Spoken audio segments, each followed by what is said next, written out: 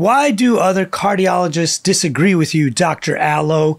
So I get this question a lot on social media, and it seems like other people think that other cardiologists disagree with me, so I must be wrong. So first, let me be very, very, very clear.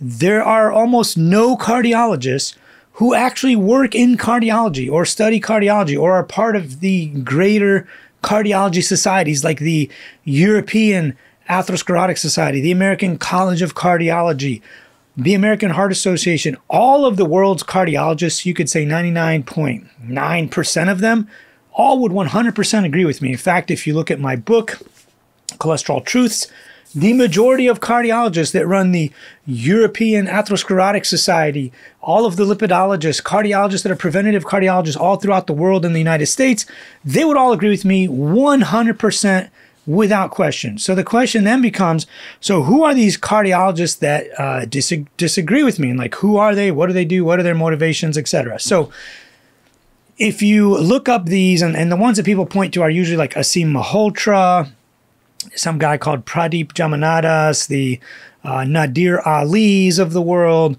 and this new guy on the scene. He's more of a chiropractor now. He runs his business like a chiropractic office, Natural Heart Doc or something like that. I forget his name. But there's like 3 or 4 that are out there that quote unquote disagree with me. Now, first of all, let me also point out that many of the times that you guys think are cardiologists that disagree with me are not cardiologists at all. They're like chiropractors, they're surgeons. One's a physical therapist, one's a pharmacist. You know, you guys are like, well, what about Dr. Berg? He disagrees with you. He's a cardiologist. He's not a cardiologist, despite him pretending to be a cardiologist online and calling himself Dr. Berg. He's actually a chiropractor. There's this other guy from Australia, maybe, or New Zealand. He pretends to be a cardiovascular researcher. Turns out he's like a pharmacist or a physiotherapist or something like that. You know, none of these people are actual cardiologists that would disagree with me. The entire world of cardiology pretty much agrees with me. Now, the question is, why do the handful of these 2 or 3 that I named disagree with me? So there are several reasons. Number one, you're not going to get very popular selling a book, you know, or telling people that cholesterol is the cause of heart disease, right?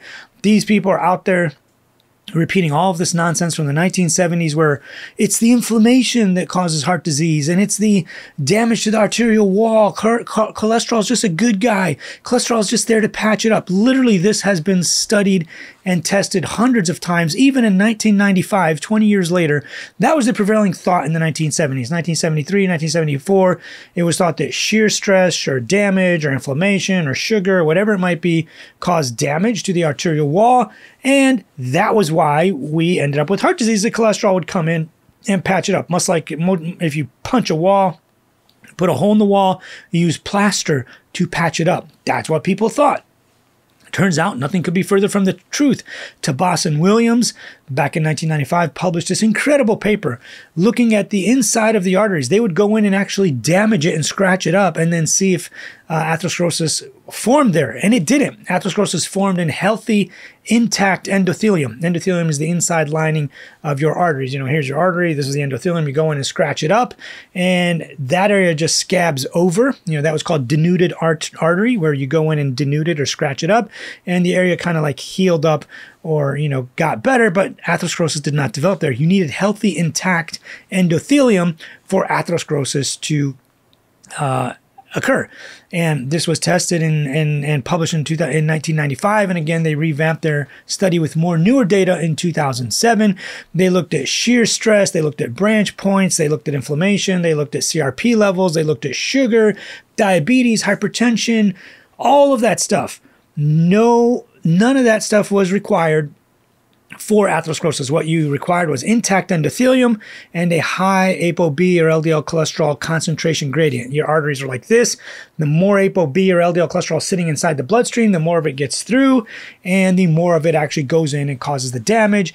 It necroses, it crystallizes, it causes a lot of damage inside the arterial walls. That is how it happens. So another one of these characters that you guys always point to, like, well, what about Paul Saladino?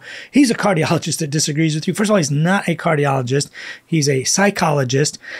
He does know a little bit more about cardiology than some of the people out there, and that's why I agreed to have a conversation with him on YouTube. You can go watch it, because he used to work as a PA in cardiology as a physician's assistant. Now, he also admits in many of his videos all of the statin trials, all of the cholesterol medication trials have shown benefit. So he's not insane, which is part of the reason why I agreed to debate with him. He doesn't deny the science, and I applaud people who are honest. Like, look, don't deny the science. Sure, he gets a little crazy and goofy and overinterprets some studies.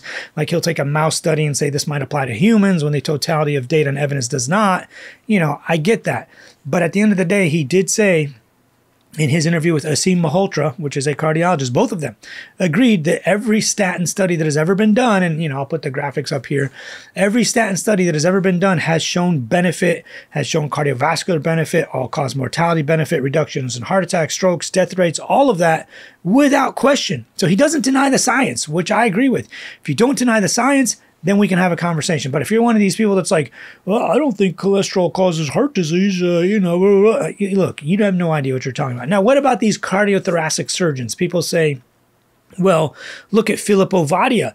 He's a cardiologist. He disagrees with you. So first of all, he's not a cardiologist at all. He's a cardiothoracic surgeon.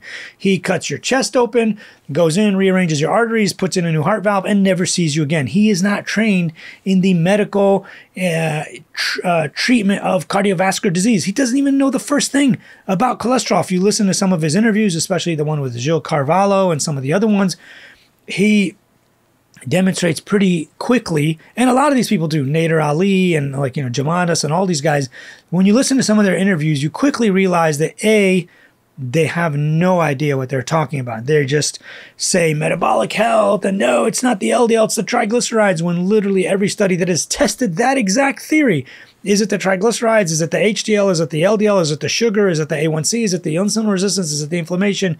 We have studied this. We're not idiots. If you are stuck in the 1970s, 1980s studies, and you're hanging your hat on that, look, it's 2024, soon to be 2025. There is data now. There's over 800 studies showing that it's not any of the nonsense that you are talking about. It is actually LDL cholesterol in and of itself that starts heart disease, finishes heart disease, and causes heart disease. Now, all of those other things on top of it can make it worse. Yes, if you stack on insulin resistance or type 2 diabetes, it's 2 to 3 times worse. If you stack on smoking, you get sometimes, depending on the study, a 10x increase in acceleration of atherosclerosis. If you add on lack of fruit, lack of fiber, lack of exercise, socioeconomic status, poor mental health, all that stuff makes it a whole lot worse. But the one thing that you must have, absolutely without question, is you have to have high LDL cholesterol. So you guys keep asking me these questions, like, for example, let's talk about the Malcolm Kendricks of the world. First of all, he's not even a cardiologist. And the Ufe Raznikovs of the world. And even Asim Malhotra was, corroborating with them. These are people that wanted to publish books on contrarian books. Like, if you want to publish a normal book that says, hey, cholesterol is the problem, but here's what you can do about it. This book is 516 pages. Only like 6 of those pages are actually on medications. The other 510 pages are on lifestyle.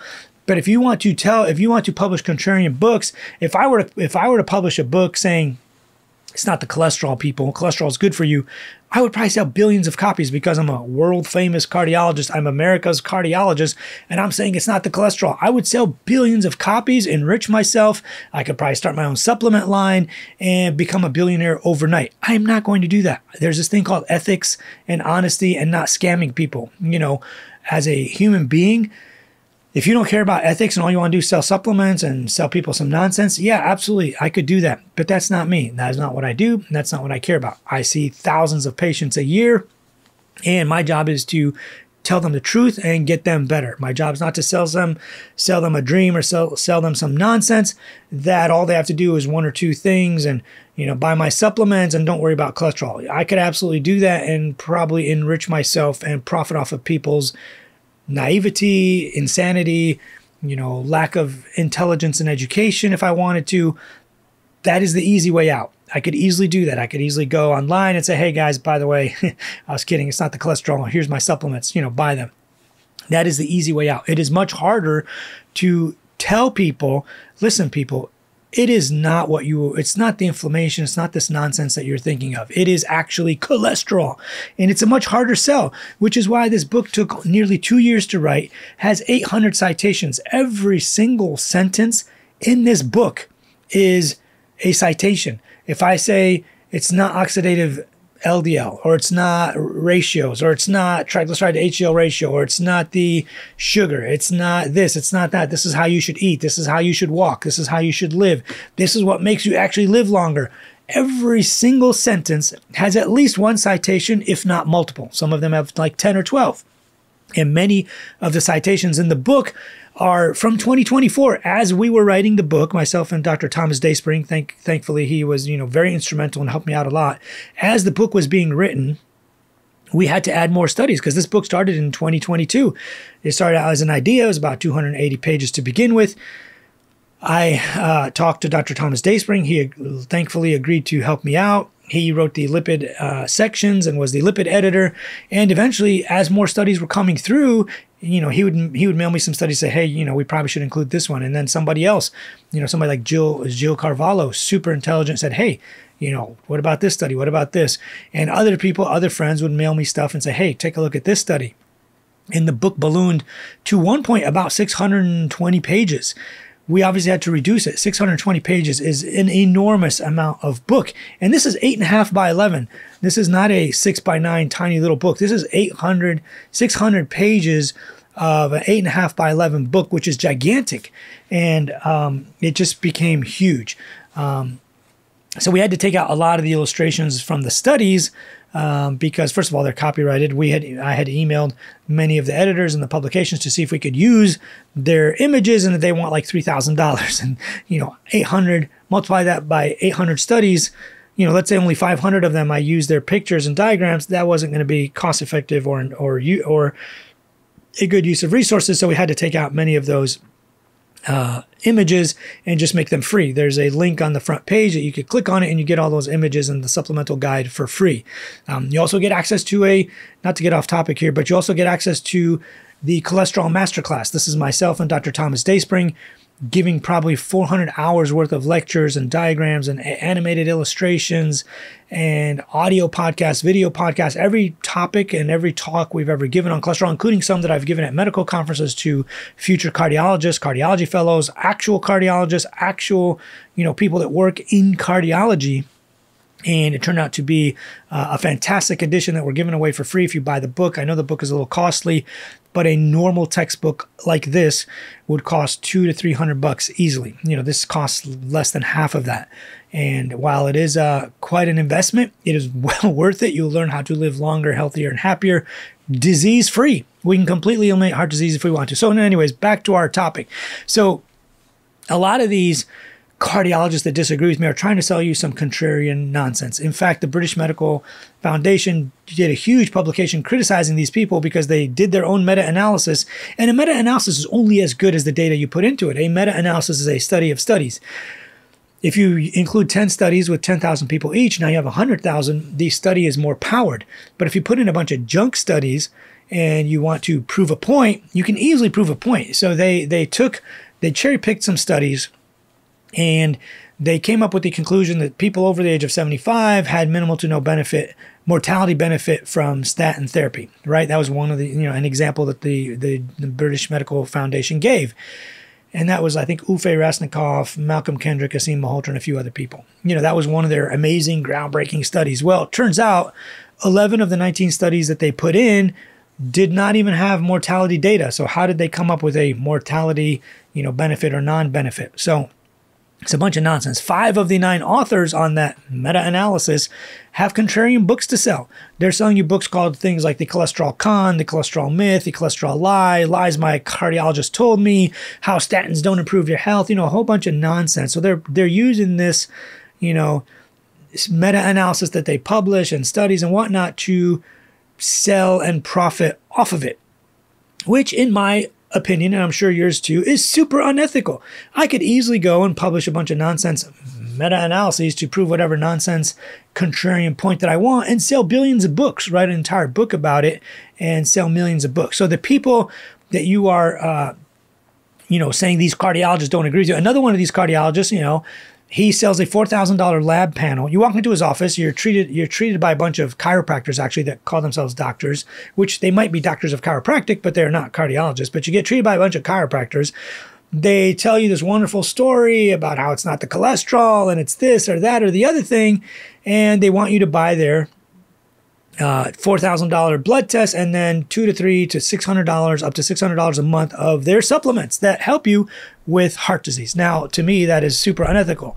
They even try to sell you cardiology coffee and all this like atrial fibrillation supplements and coronary artery disease supplements and a whole bunch of nonsense. Look, people, if supplements worked, they would actually be medications. All of the medications that we have today in the world started out as some bizarre substance in nature. Lisinopril came from viper venom. Ozempic and Mounjaro came from the saliva of a lizard in Arizona. Digoxin comes from the foxglove leaves, the plant called foxglove, the leaves of that plant. Aspirin comes from oil of wintergreen, from the willow tree bark. Coumadin is sweet clover leaves. It's a substance found in there. So yeast became statins. Like all of these things started out as a supplement, but then it worked and there was clinical data and trials that showed that it worked. So we have to purify that molecule so that we can dose it and, control it so that people aren't scamming you and telling you you're buying oil of wintergreen when it's actually not and it doesn't contain what it says it contains. So because that could be dangerous, people can die. But that's kind of my thoughts on, when you guys say, how come all cardiologists disagree with you? So first of all, if you did a survey of all of the cardiologists in Europe, all of the cardiologists in South America, in the Middle East, in China, India, America, Canada, Mexico, all of Latin America and South America, you only find those 3 or 4 people that are on YouTube that actually disagree. And they got thousands, of YouTube followers. If you look at my channel, probably like 20,000 or so, because this is not sexy. But if I were to go on here and be like, it's not the cholesterol, people, it's the inflammation. You don't need to worry about high cholesterol. You don't need to do this. My channel would probably blow up and I'd have millions of followers because here's the world's greatest cardiologist who teaches other cardiologists, who teaches the world about cardiology, that is saying that cholesterol is not really a problem. Now, if I did become that crazy cardiologist saying that, I probably wouldn't be considered a authority on cholesterol or heart disease anymore because the rest of the cardiology world would laugh at me, which is what they do. When people ask the European Atherosclerotic president or members or, these societies, what do you guys think of Asim Malhotra? Nobody's like even bats an eye. They just laugh. This is why these people are not invited to medical conferences to give lectures. They are not invited to, the American College of Cardiology to give a talk on anything. So I highly recommend you guys do not follow these cardiologists. Are there cardiologists out there in the social media world that are super reliable and you should follow? Yeah, one of them is called Danielle Belardo. If you guys don't know Danielle, she wrote she's this one right here. She wrote a foreword for my book. There's Dr. Professor Ray Cow, obviously, Professor Kausik Ray. He is the president of the European Atherosclerotic Society. There's Dr. Lipid, or Dr. Thomas Dayspring, who is my co-author and editor. There's Abir Berry. There's Texas Heart Doc. He's down here. There's Dr. Siab. He's also Dr. Patty Barrett, also a cardiologist. And there's several others. But these are reliable sources for cardiology. These are all cardiologists, board certified cardiologists, well known. They do have an online presence, so you can actually go and ask them questions and talk to them. These are not these grifters. They're trying to sell you a book full of nonsense or some weird supplements or cardiology coffee. I can't believe somebody's actually selling cardiology coffee and people are falling for it and buying it, which is really bizarre to me.